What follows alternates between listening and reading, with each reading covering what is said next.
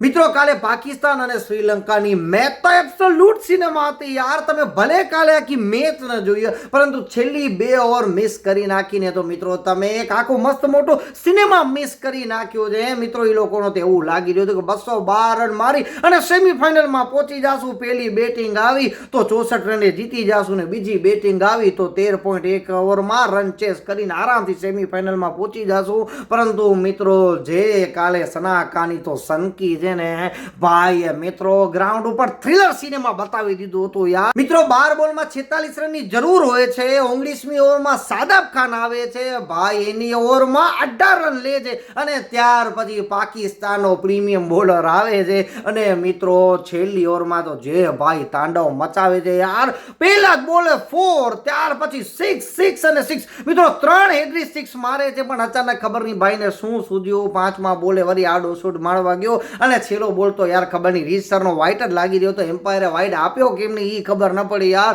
બાકી મિત્રો ભાઈ શું બેટિંગ કરી છે યાર. 8 છક્કા માર્યા છે.